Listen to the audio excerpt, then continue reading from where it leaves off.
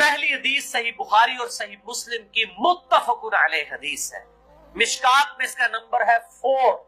आप सल्लल्लाहु अलैहि वसल्लम ने फरमाया, इस्लाम की बुनियाद 5 चीजों पर है। कितनी चीजों पर? 5। नंबर 1, इस बात की गवाही दो कि अल्लाह के सिवा कोई माबूद नहीं, वो अकेला है और मोहम्मद सल्लल्लाहु अलैहि वसल्लम उसके बंदे और उसके रसूल हैं। नंबर 2, नमाज कायम करना। नंबर 3, ज़कात देना। नंबर 4, अल्लाह की राह में इस्तिताअत हो तो हज करना।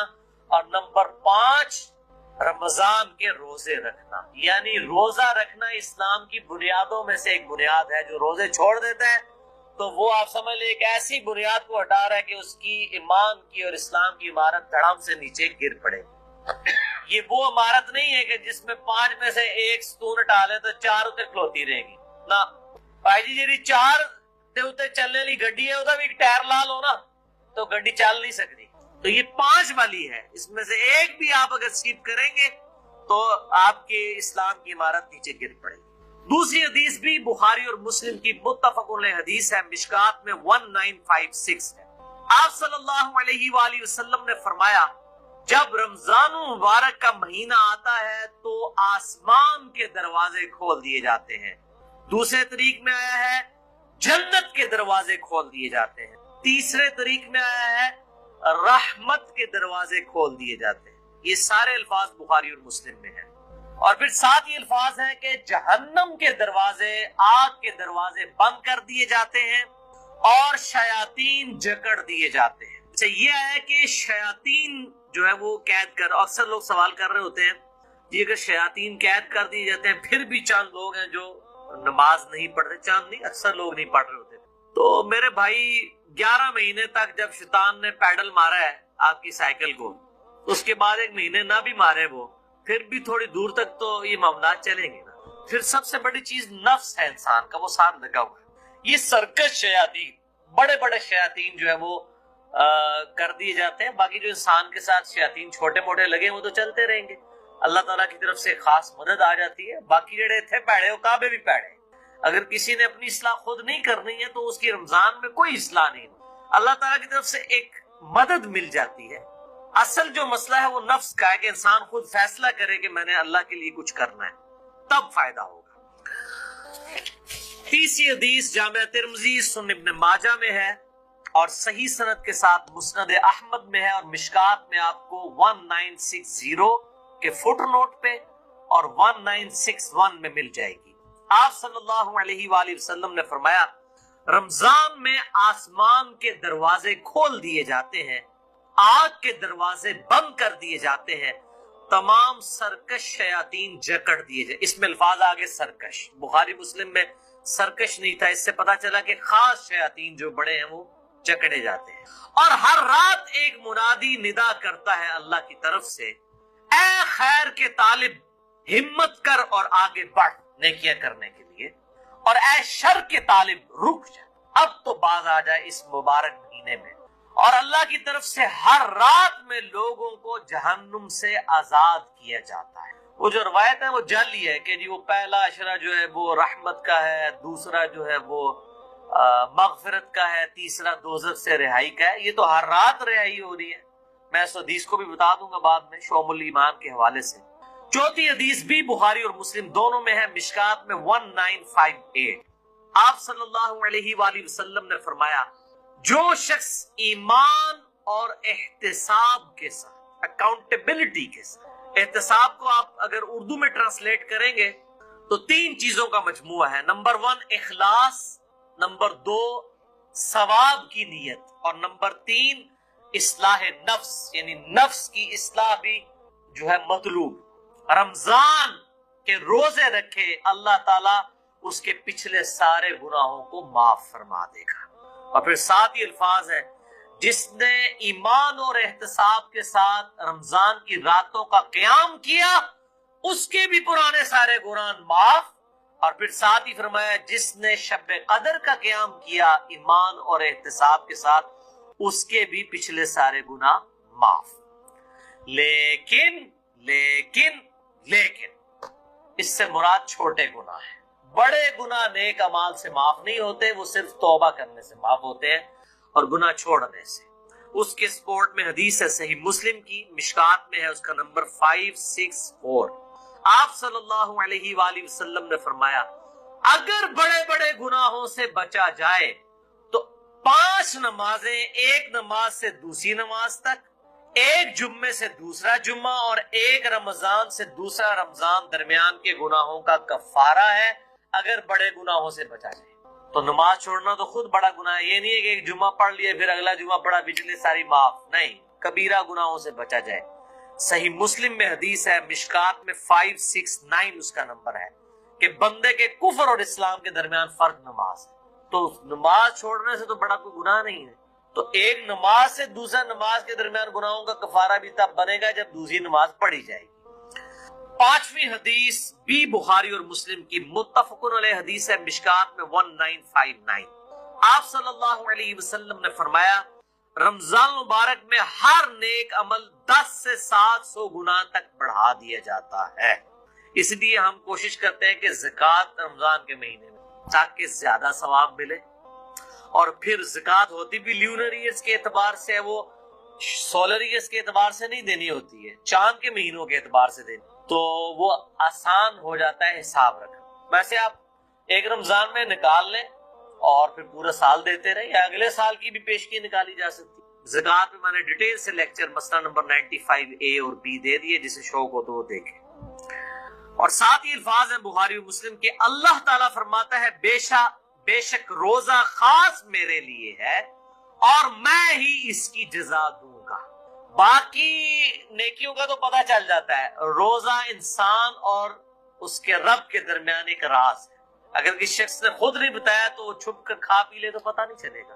تو اللہ تعالیٰ ہمارا یہ میرے اور میرے بندے کے درمیان چونکہ خاص عبادت ہے، خاص میرے لیے ہے، میں اس کی جزا دوں گا۔ اور پھر 7 الفاظ ہیں، میرا بندہ اپنی خواہش اور کھانے کو میری وجہ سے ترک کرتا ہے۔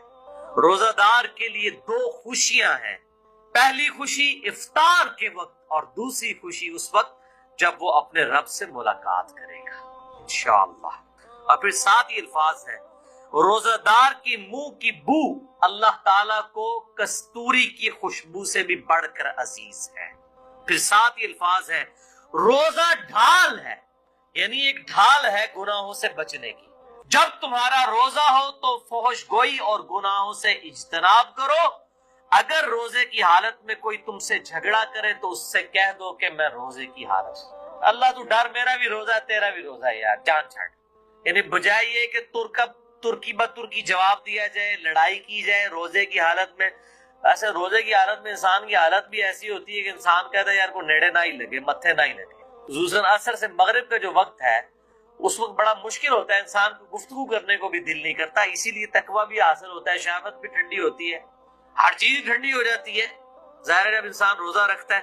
تو روزہ ڈھال ہے، جب تمہارا روزہ ہو تو فحش گوئی مت کرو، گناہوں سے بچو، اور جب کوئی جھگڑا کرنے لگے اس سے کہہ دو کہ میرا روزہ ہے۔ 6 حدیث سنن نسائی اور مسند احمد میں ہے، مشکات میں 1962۔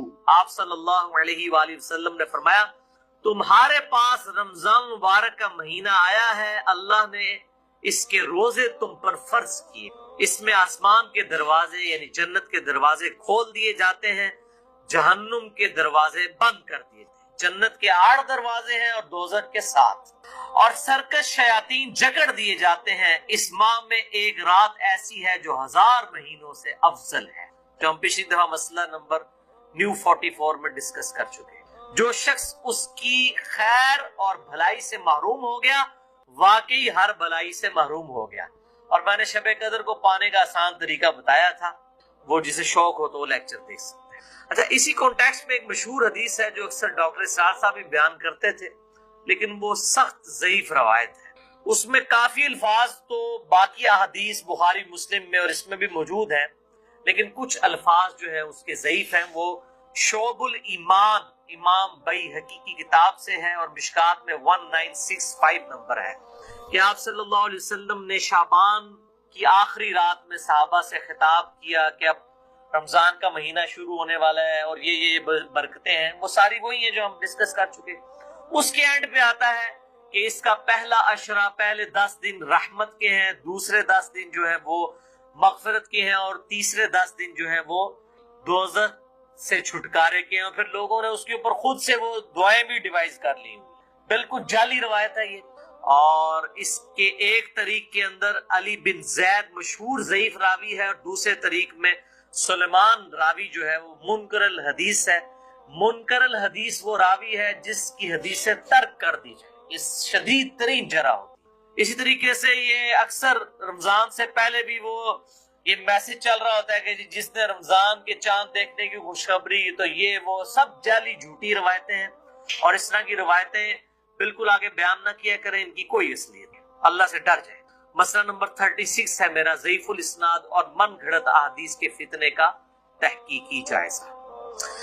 7ویں حدیث بھی بخاری اور مسلم دونوں میں، آپ دیکھ لیں اکثر حدیثیں بخاری اور مسلم سے، مشکات میں 1957 اس میں الفاظ ہے کہ جنت کے 8 دروازے ہیں، ان میں سے ایک دروازے کا نام ہے الریان، جو خاص ان لوگوں کے لیے ہے جو روزہ دار ہیں۔ ان کو اس دروازے سے آواز دی جائے گی کہ جو دنیا میں روزہ رکھا کرتے تھے، الریان دروازے سے ندا کی جائے گی، اور ان کو جنت میں اس دروازے سے داخل کیا جائے گا۔ اس کے علاوہ ذاکرین کے لیے ہے، اور قتال کرنے والوں کے لیے، مختلف نیکیوں کے لیے دروازے آئے ہیں۔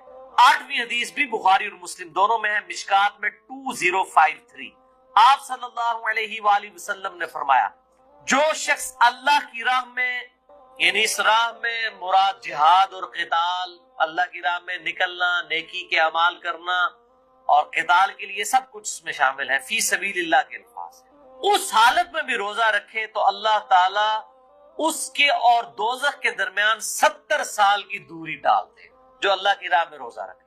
اور اسی کا ایک طریق ہے جامعہ ترمذی میں، مشکات میں ہے 2064، پچھلا بخاری اور مسلم کا تھا، مشکات میں 2053 تھا، یہ مشکات میں 2064 ہے، کہ جو شخص اللہ کی راہ میں نکل کر روزہ رکھے، اللہ تعالیٰ اس کے اور جہنم کے درمیان زمین و آسمان کے فاصلے کے برابر دوری قائم کر دے گا۔ یہ بات سمجھانے کے لیے 9ویں حدیث جامعہ ترمذی، سنن الکبری البیہقی اور شرح السنہ امام بغوی کی کتاب میں ہے، اور مشکات میں 1992 ہے۔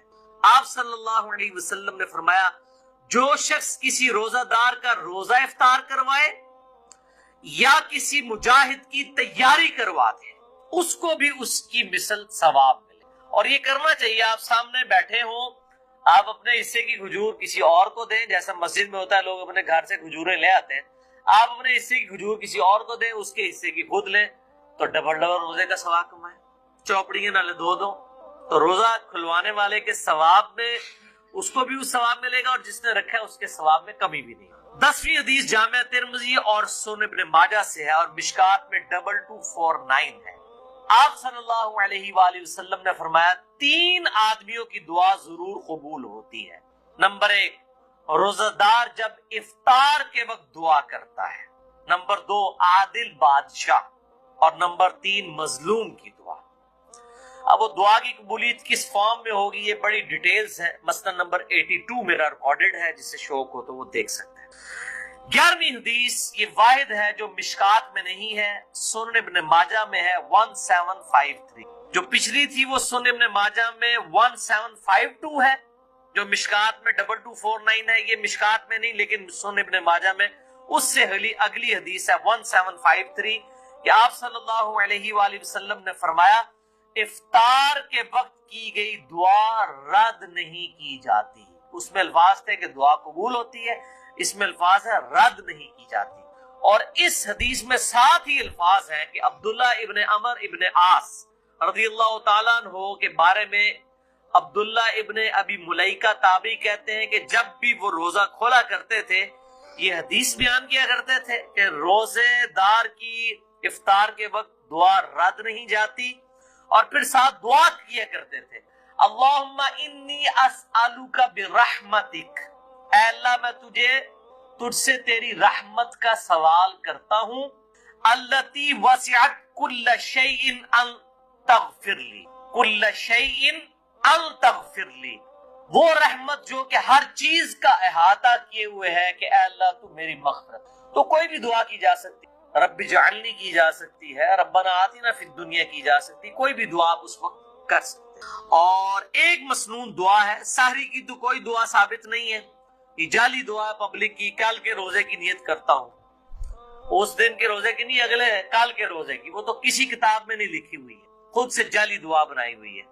البتہ افطار کی ایک صحیح دعا ہے، سنن نبی داؤد میں، مشکات میں 1993 ہے، ذهب الظمأ وابتلت العروق وثبت الاجر ان شاء اللہ، ذهب الظمأ وابتلت العروق وثبت الاجر ان شاء اللہ، یعنی پیاس چلی گئی، رگیں تر ہو گئی، اور اللہ کے حضور ہمارا اجر پکا ہو گیا، یہ اس کا ترجمہ۔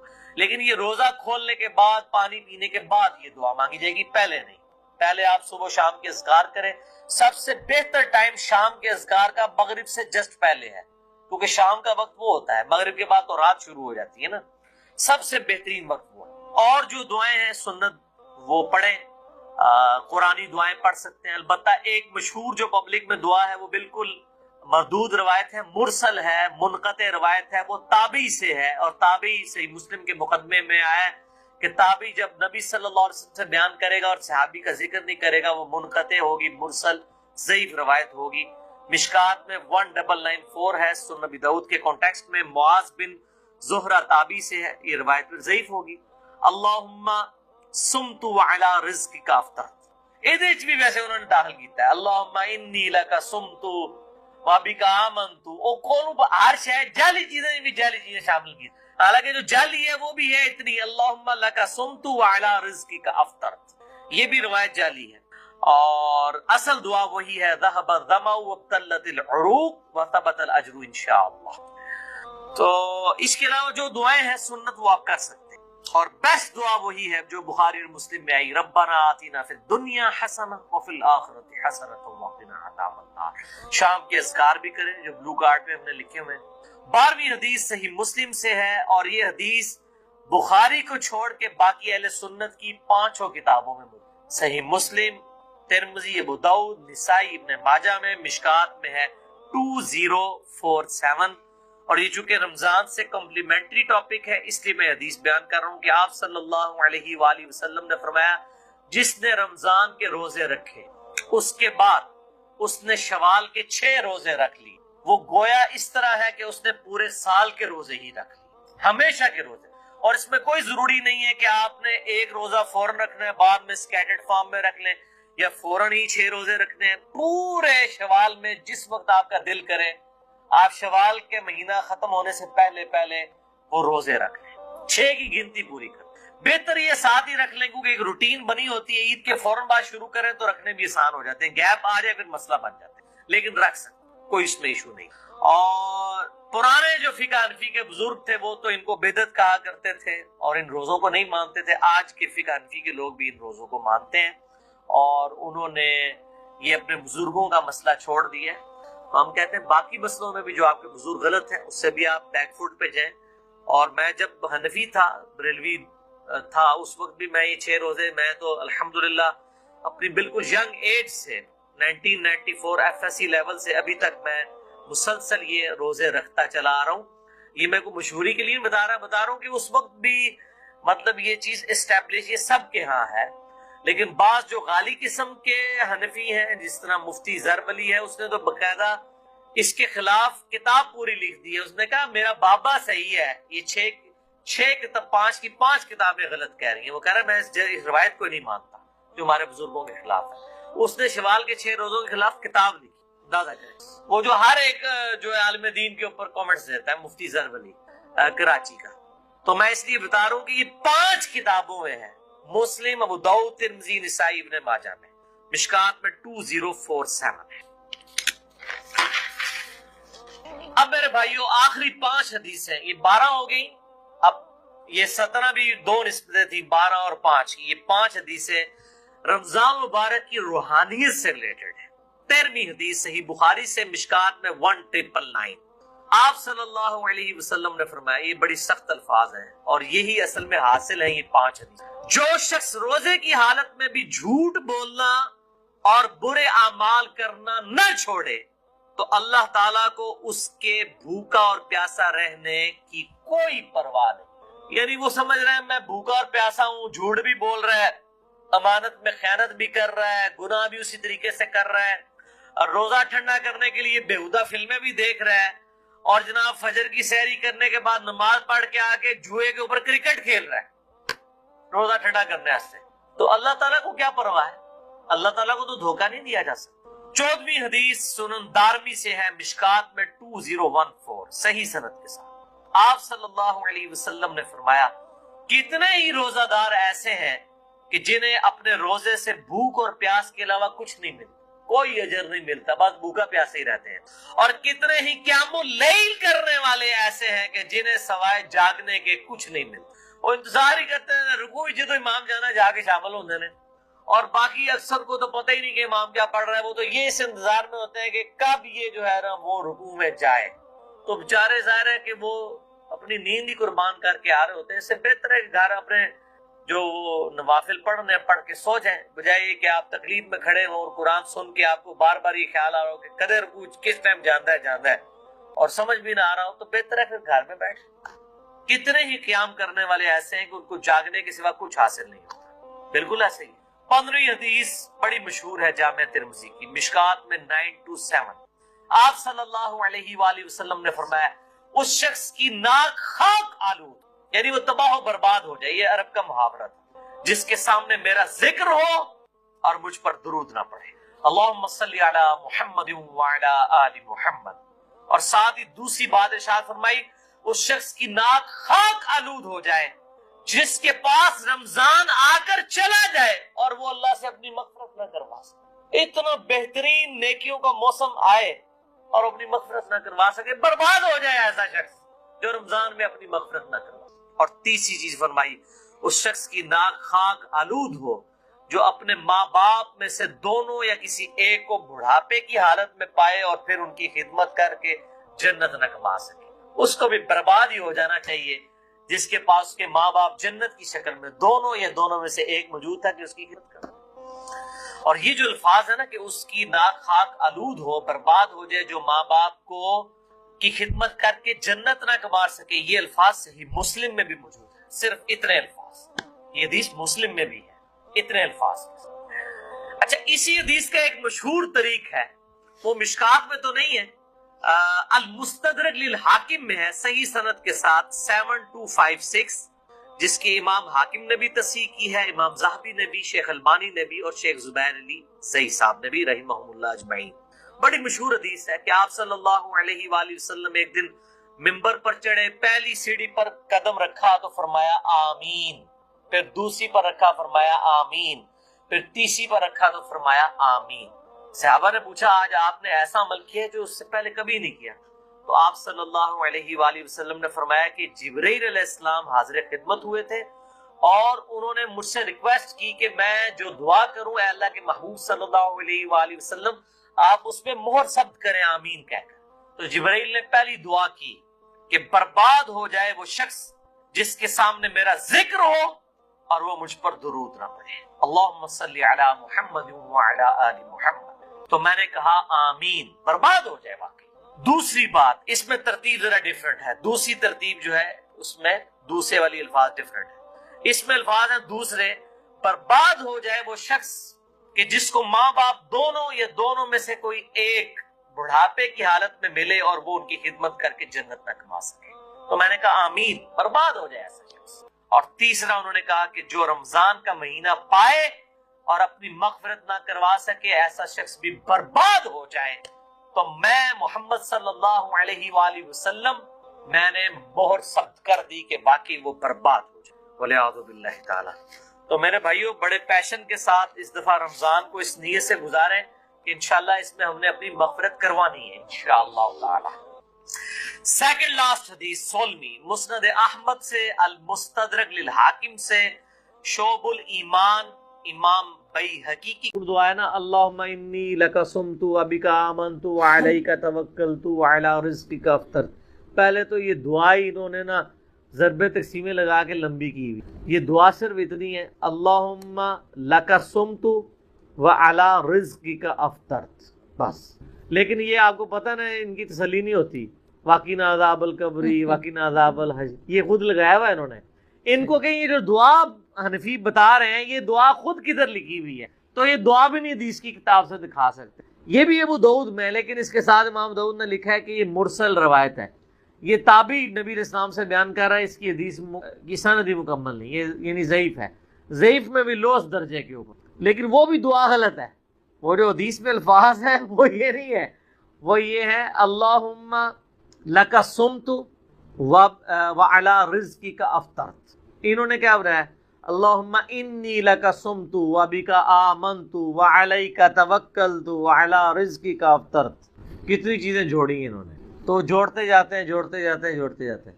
روزہ رکھنے کی تو کوئی دعا نہیں ہے، روزہ رکھنے کی نیت ہے صرف، اور نیت دل کے ارادے کا نام ہوتا ہے، زبان سے نہیں. وہ بھی انہوں نے بنائی ہوئی ہے، وَبِصَوْمِ غَدٍ نَوَيْتُ مِنْ شَهْرِ رمضان، میں کل کے رمضان کے روزے کی نیت کرتا ہوں، آج کی تو نہیں کرتا. وہ ایک دن پہلے ہی کرتا، وہ لفظ بھی بنا رہے تھے تو صحیح بنا دے یار. پھر کہتے ہیں بزرگاں نے چینگے لانا ہے، بزرگاں نو آج کل کا ہی فرق نہیں سی پتا. ٹھیک ہے نا، تو ہونا چاہیے کہ میں آج کے روزے کی نیت کرتا ہوں ایک دن پہلے، لیکن وہ ہے ہی غلط ہے. نیت تو دل کا ارادہ ہے. دیکھیں یہ تو حدیث ٹھیک ہے، بخاری میں بھی ہے، مسلم میں، بخاری کی پہلی حدیث ہے انما الاعمال بالنیات، اعمال کا دار و مدار نیتوں پہ ہے. نیت تو ہر کام کی آپ نے کرنی ہے، لیکن وہ دل کا ارادہ ہے. آپ کبھی وضو کے لیے کرتے ہیں نیت کرتا ہوں اس وضو کی خاص واسطے نماز عشاء کے سامنے اس ٹوٹی کے، ہیں تو نہیں کرتے. ہم کیا نیت کرتے ہیں؟